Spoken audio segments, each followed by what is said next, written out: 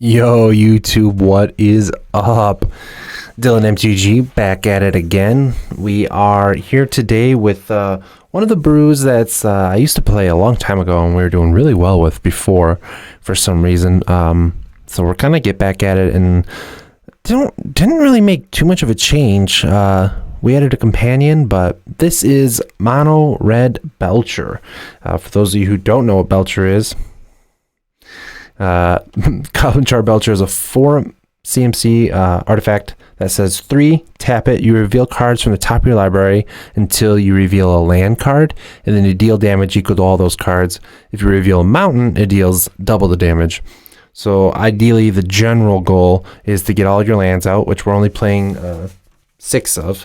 You get all of them out, and then you Char Belcher, and then it's your whole library's worth of damage, and you can stack your deck, which can be relevant. So going into that, our whole game plan is to try and assemble 7 mana as fast as possible and fire off Belcher. We're playing 4 Lotus Blooms, 4 Mishra's Baubles, 4 Renegade Maps. These are, I'm going to pretty much name off the cards that most people shouldn't know. And in the future, if you want me to go over every card and why I chose it, we can do that. I tend to not do that. I just like making these videos a little bit quicker because most people already know what's what. So we have 4 Renegade Maps. It's a 1 CMC spell.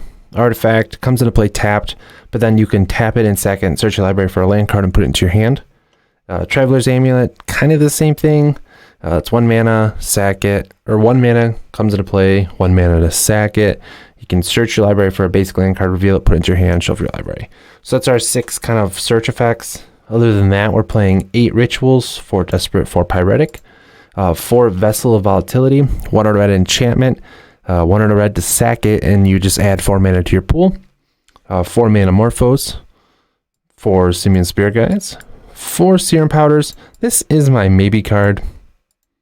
I still think it's worth playing, but this could probably be something else right now.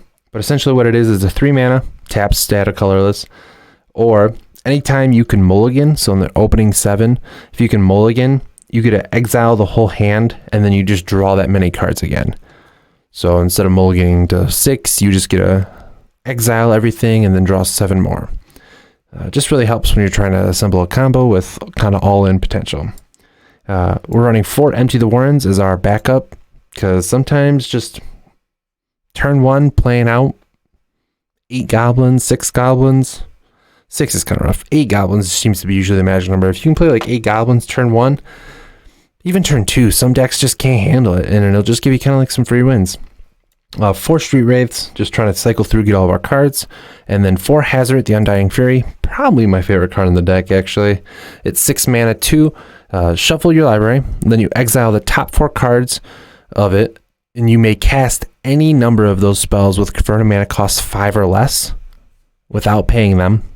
So this is super cool because what happens is, let's say for example we have Belcher and a Lotus Bloom. We just get to play Belcher and then still activate it with the Lotus Bloom. And then there's other cool things with like Empty the Warrens, with Storm Count, all of that cool stuff. So this card is very cool. The only downside is you're generally hoping you win the turn you cast it. I mean, obviously, but your lands don't untap during your next untap step because it's one of the spells from that same set.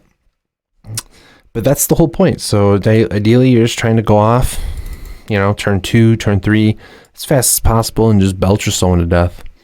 Onto the sideboard, we have 3 Gut Shots, a free spell, just able to deal with things like Hierarchs, Thalias, stuff like that really suck. It's also still very good against Infect. 4 Blood Moons. The Blood Moons were in the main before, but they affect our companion Zerda. They were in Over the Street Wraiths, but for this iteration, trying Zerda, we're keeping them in the board, and then typically we could just board in Zerda. But they usually just go in Over the Street Wraiths, just for that. Ingot Chewers could probably be something else, but they're a castable 3/3. They get around Chalice, and I don't know. This is what we played before. I just didn't change it because it worked out but this could be something else. If you think of anything, let me know in the comments below. Just helps out. 3 guttural response, just for counter magic decks. That's it. And then Zerta, obviously. So Zerta's cool for kind of a couple of reasons. One, it gives us a beater even if we played on like turn 1 or 2, like a ritual or something like that. It doesn't make Belcher cost less on the cast, but it does make it go from a 7 mana combo to a 5 mana combo, which can be relevant because getting the 5 mana is obviously easier than 7.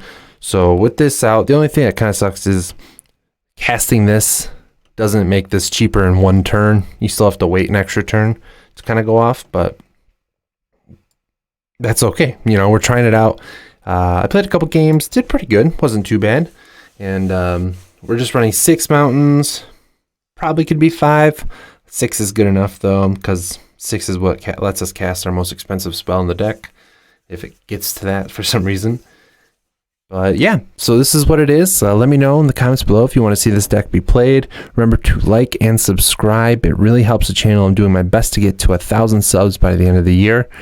And I stream every Tuesday at 8 p.m. Eastern. If you want to see this deck in action, you want to see it played, please let me know. The more comments, the more likes the video gets, the more chances that it's going to be played that day. I usually get to play 2 to 3 leagues, so let me know and we can get there. I appreciate it, guys, and all the love and everything like that, support you guys have been getting me. I promise I'm going to be getting better quality videos coming up soon. Maybe a different way of displaying the cards here, like a PowerPoint, maybe like MTG Goldfish does. We'll see. Maybe just a little bit easier to see the cards, read them, so you don't have to like pause the video and stuff like that. And then hopefully we'll be getting a sweet intro and like a little ending to the videos as well. That's it. I hope you guys like it, and I hope to catch you guys in the next one. Peace.